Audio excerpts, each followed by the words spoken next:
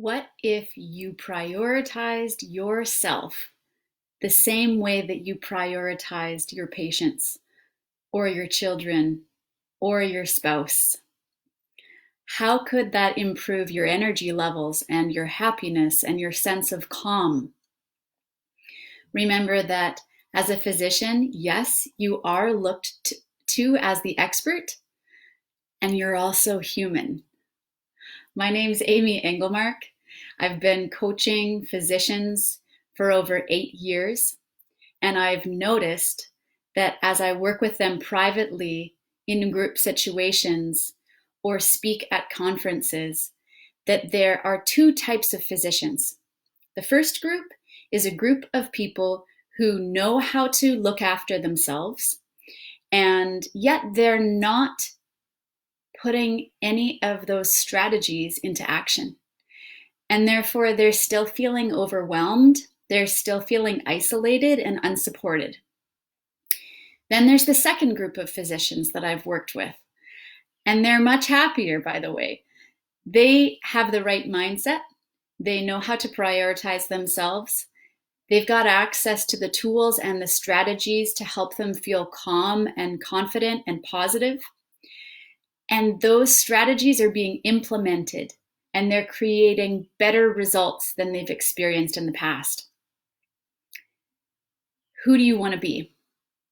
I'm assuming you'd like to have the mindset and the tools and the strategies.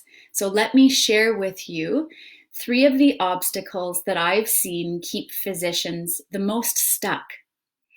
And then we'll look at a few case studies really briefly of clients that I've worked with. And I'll share a bit about the program that I've created for you so that you can feel supported and you can feel more calm no matter what's going on right now in your external world. 3 of the main obstacles that keep physicians stuck. Let's start with number 1. The first is people pleasing. It's making decisions to keep other people happy and to accommodate others. The problem with this is you can never keep other people happy all the time.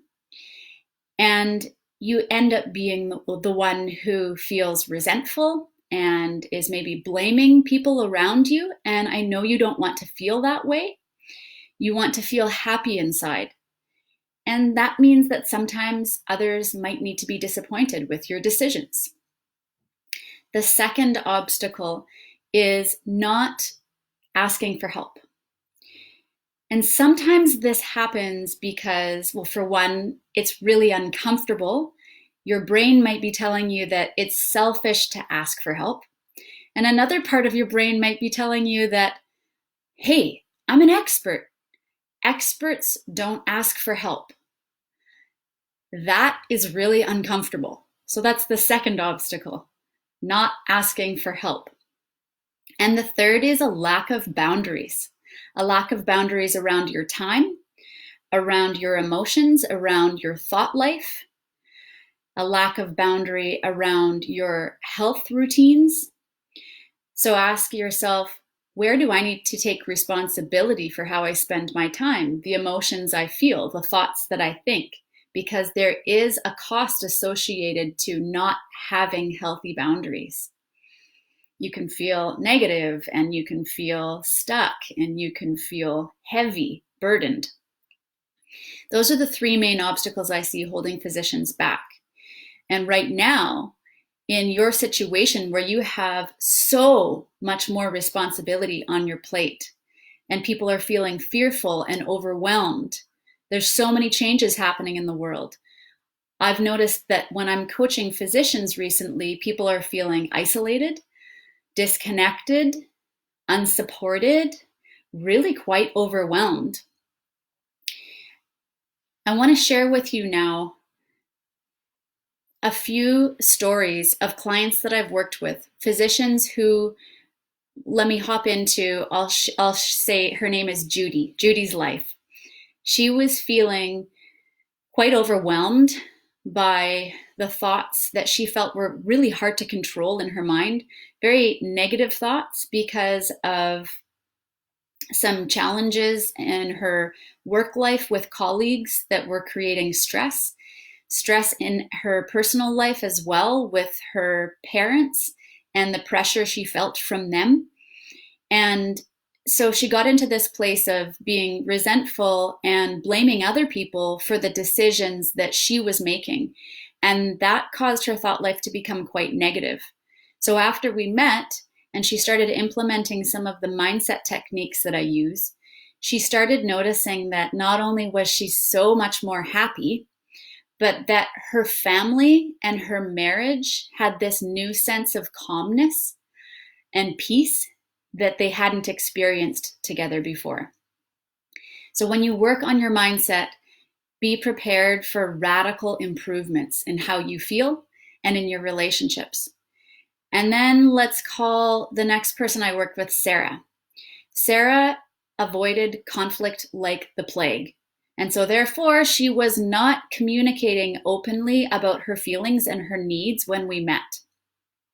She found it very difficult to talk about stressful topics, and she avoided them, which created more problems in her marriage, created more problems inside of herself because she wasn't communicating with her colleagues, and it created problems between her and her patients because she didn't have the tools to effectively communicate with respect for herself and the other person in the conversation the way she wanted to.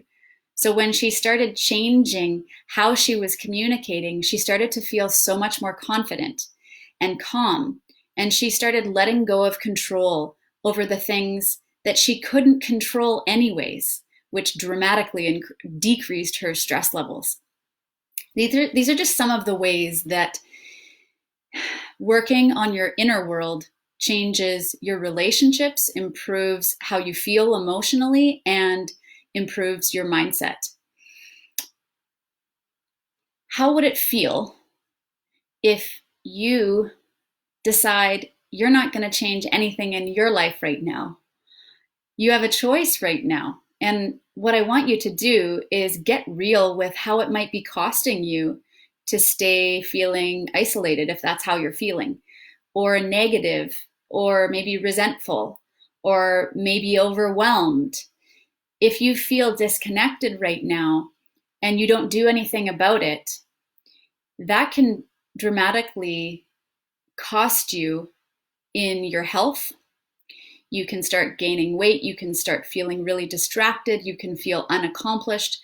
I want you to ask yourself how it might be impacting you in your marriage. How might it impact you in your work life right now? Because everything's up in the air and you don't have a new routine maybe.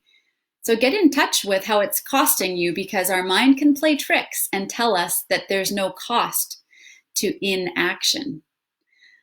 And then I want you to imagine what it would be like if you decided to take control and create a new normal for yourself. What would your ideal situation be like right now when so many things feel out of control? There is a lot that you can control. So I want to invite you to take part in this program that I've created, because it's specifically for you if you can relate to any of the feelings that I've been sharing today about physicians who don't have the practical tools they'd like to be able to ask for help and learn how to set boundaries and feel good about it. Get emotional, mental, spiritual, relational support. This is up for grabs and it is created for you. So remember, you are the expert and you are also human and you have needs. So I invite you to prioritize yourself and come and check out this group. It's free for the month of April and we start this week, Wednesday, 7 to 8 p.m. Pacific Standard Time. If you have any questions, please feel free to shoot me an email or contact me through my website, amyengelmark.com, and I'll answer all your questions and send you the registration link. All the best.